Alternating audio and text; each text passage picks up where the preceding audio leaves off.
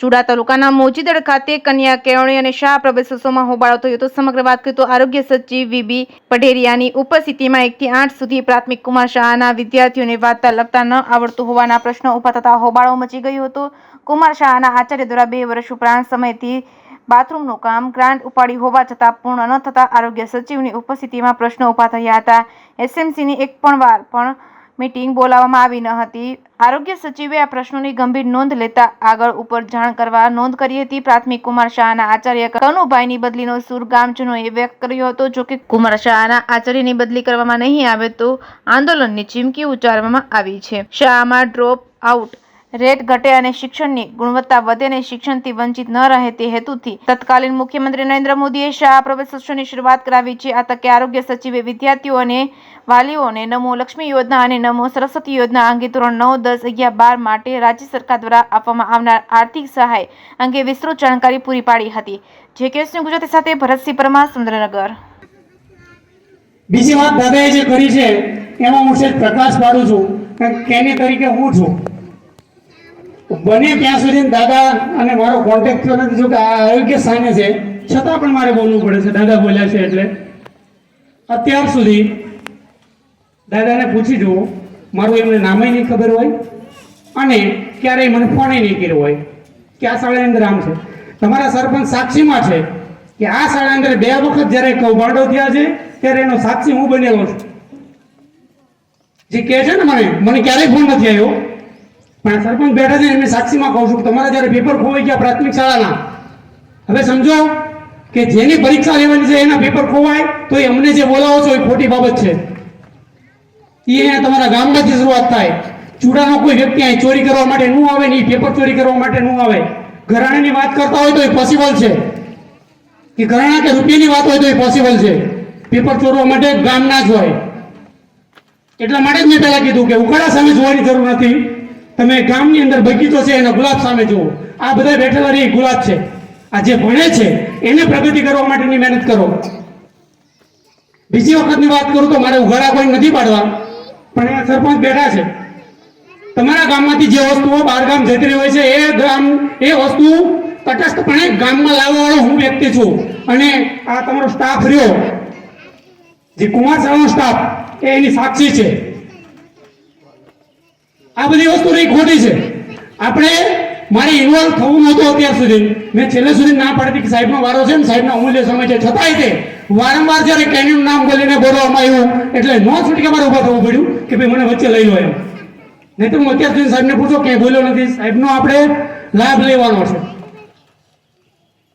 તો જ્યારે આવા અધિકારીઓ અહીંયા આવે છે ત્યારે પોઝિટિવ થિંકિંગ કરી અને એમનો વધારે મહત્તમ લાભ લેવામાં આવે અને એમની બાળકોની પ્રગતિ માટે એનો ઉપયોગ કરવામાં આવે એવી અમારી અભ્યર્થના અને ભાવના હોય છે.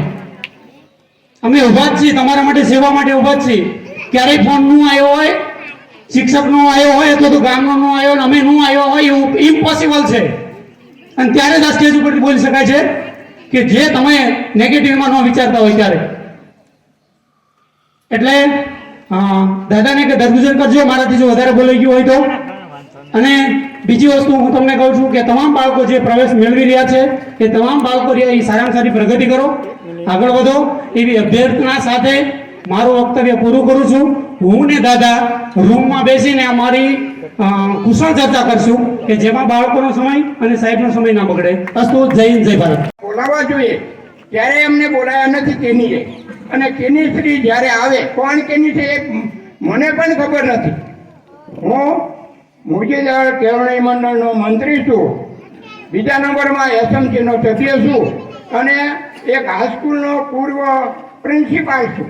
એ દ્રષ્ટિએ મને આમાં રસ છે એટલે હું આવું છું.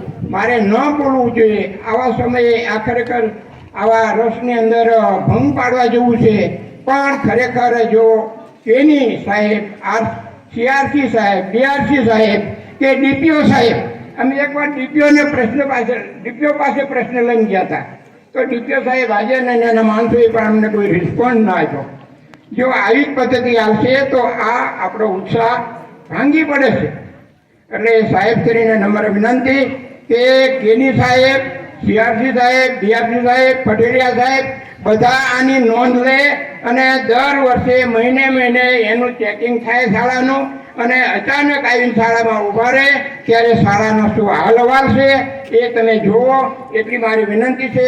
આ ઉત્સાહ કાયમ જળવાય રહે એમાં ગામનો અમે પૂરેપૂરો સહકાર આપશું અને બધા જ માણસો વાલીઓને પણ વિનંતી કરું કે આમાં તમારે પણ સહયોગ આપવો જોઈએ. આ કાયમી આપણો ઉત્સાહ જળવાય રહેશે. જો શિક્ષણ સુધરશે તો ગામ સુધરશે, ગામ સુધરશે તો દેશ સુધરશે. અને અત્યારે આપણે તો જોઈએ છે ગામડાની પરિસ્થિતિ બહુ ખરાબ છે. ગામડામાં સારો હોશિયાર વિદ્યાર્થી કોઈ દિવસ ટકતો નથી. એ ઉઠીને શહેરના ઓલામાં જતો રહેશે. ગામડાની સંખ્યા તૂટતી જાય છે. અરે ત્રીજા ધોરણમાં 3ની સંખ્યા છે, ચોથા ધોરણમાં શું પરિસ્થિતિ થશે એની? 3 વિદ્યાર્થીમાંથી 2 ઉઠી જાય, ચોથું ધોરણ રહેશે કે નહીં રહે? સરકારશ્રીની ડર્ટી પોલિસી છે અને એ જે હોય તે પણ ખરેખર વાલીઓને પણ વિનંતી કરું, ગામના લોકોને પણ વિનંતી કરું કે આપ લોકો બહાર જતા વિદ્યાર્થીઓને અટકાવો. આ શાળામાં વધુને વધુ વિદ્યાર્થીઓ ભરતી પામે અને શિક્ષકોને પણ નમ્ર વિનંતી છે કે સમયસર શાળામાં આવે, સમયસર શાળામાં વિદ્યાર્થીઓ છૂટી ગયા પછી એ ઘેર જાય અને સમય દરમિયાન શાળામાં સારું શિક્ષણ આપે. હું 1-2 વિદ્યાર્થીને ઊભા કરવા માગું છું. એ આવીને ચોથા ધોરણના વિદ્યાર્થીને પછી એને 21, 22, 23 એની ખબર નથી પડતી. કેળવણી સાહેબ એ ક્યારે આવી ચેક કર્યું છે શાળામાં? નથી કર્યું. નહીતર એનું પરિણામ ન હોય. અફસોસ, દિલગીર છું. હું એક શિક્ષણનો જીવ હતો, સામાન્ય માણસ, એટલે મારે બોલવું જોયું અને ગામનું તમારું બધાનું ધ્યાન દોર્યું છે. સરસ મોકો છે. સાહેબ એની નોંધ લેશે, કેની સાહેબ નોંધ લેશે અને ડીપીઓને બધાને જાણ કરશે અને ભવિષ્ય શાળાનું શિક્ષણ સુધરે એવી હું આપ સૌની અપેક્ષા રાખું છું અને સાહેબને પણ નમ્ર વિનંતી કે નોંધ કરશે. આપ સૌને મારા નમસ્કાર. ગાંધીનગરથી આજે આપની વચ્ચે આવવાનો આજે પ્રસંગ ઉપસ્થિત થયો છે. ખૂબ સારું લાગી રહ્યું છે. આજે શાળા પ્રવેશોત્સવ 2024નો આજે મારા છેલ્લો દિવસ અને તમારી શાળા છેલ્લી છે. આજના આ કાર્યક્રમમાં 4 શાળાઓ છે ને અત્યારેથી આપણે 3 થી 4 શાળાઓ છે એટલે મોટી સંખ્યામાં વિદ્યાર્થીઓ ઉપસ્થિત છે. ગામના આગેવાનો છે. મારી સાથે ઉપસ્થિત કરોડ નિરીક્ષક પ્રતાપસિંહ બાબુ, ગામના સરપંચશ્રી, તાલુકા પંચાયતના સદસ્યશ્રી, મારી સાથે પધારેલ સીઆરસી પ્રશાંતભાઈ, સંજયભાઈ, ગામના સૌ વડીલો, માર્ગદર્શકો જે સૂચનો કરે છે. સ્વાભાવિક છે, સૂચનો કરે એ કંઈક આપણા સારા માટે વિચારતા હશે એટલે એમને વિચાર્યું છે એ પણ આવકાર્યદાયક છે. ખાસ કરીને એ ચર્ચા આપણા ગામના માટે જે દાદાએ ચિંતા કરી એના માટે અમે અલગથી બેઠક કાર્યક્રમ પતે એને અમારે કરવાની જ છે. બાળકો, તમારી ચિંતા કરવા માટે સરકારના કોઈ પણ પ્રતિનિધિ હોય, રાજ્ય સરકાર લેવલેથી હું હોઉં કે ગામના ખેડૂત નિરીક્ષકો હોય કે સીઆરસી બીઆરસીના મિત્રો હોય, આચાર્યશ્રી હોય, હંમેશા પોઝિટિવ જ હોય, કટિબદ્ધ જ હોય. કેમ કે શિક્ષણ એ પાયાની વસ્તુ છે.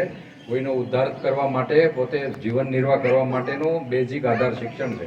એટલે એમાં કોઈ વ્યક્તિ ક્યારે નાસીપાસ થાય નહીં, ક્યારે નિરાશ હોય નહીં અને કાર્યક્ષમ જ હોય ને કાર્યશીલ હોય એવું મારું માનવું છે. દાદાના જે નાના મોટા પ્રશ્નો છે આપણે અલગથી એસએમસીની બેઠક કરવાની છે ત્યારે જોઈશું. પણ આજના પ્રસંગે જ્યારે મારે આપની સમક્ષ ઉપસ્થિત રહેવાનો જ્યારે મોકો પ્રાપ્ત થયો છે ત્યારે આ રાજ્ય સરકારના કાર્યક્રમનો મુખ્ય હેતુ જોઈએ તો રાજ્ય સરકાર આપણા મોજીદરનો જાગૃત નાગરિક. અમારે મોજીદરની અંદર 1 થી 8 ધોરણ સુધી કુમાર શાળામાં છોકરાઓને લખતા કે વાંચતા આવડતું નથી અને આચાર્યની ખૂબ બેદરકારી છે. અમારા ગામનો એવો પ્રશ્ન છે કે વહેલી તકે આ આચાર્યની બદલી થવી જોઈએ, નકર અમારા છોકરાનું ભવિષ્ય બગડશે આચાર્યના કારણે.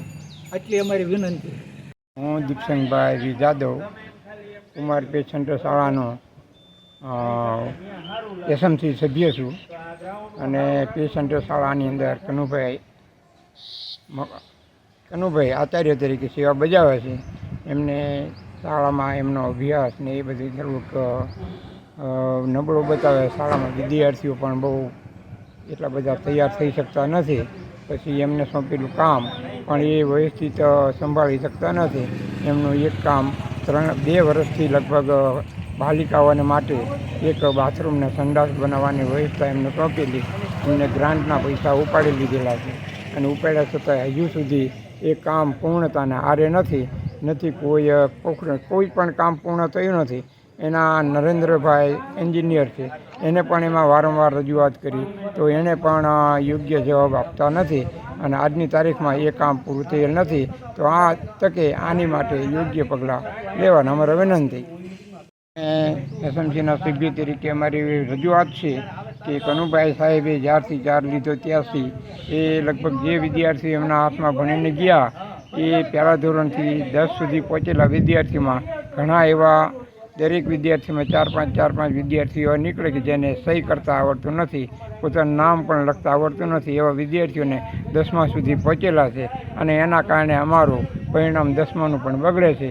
તો આ અંગે અમારી નમ્ર વિનંતી છે, સાહેબને પણ નમ્ર વિનંતી છે, અમારે ગામ થકી પણ નમ્ર વિનંતી છે કે આ શાળાના આ આચાર્ય થઈને છેલ્લા 2 વર્ષથી અમે એનું કોઈ અહિત કરવા માગતા નથી, પણ વહેલી તકે આ શાળામાંથી બદલી થઈ અન્યત્ર એને સમાવેશ કરવામાં આવે એવી અમારી નમ્ર વિનંતી છે. જો એ બદલી કરવામાં નહીં આવે તો અમારે ગ્રામજનોએ અને એસએમસીના સભ્યોએ ગાંધી ચિંધ્યા માર્ગે ઉગ્ર આંદોલન કરીને શાળાને તાળાબંધી કરવામાં આવશે તો યોગ્ય થવા નમ્ર વિનંતી.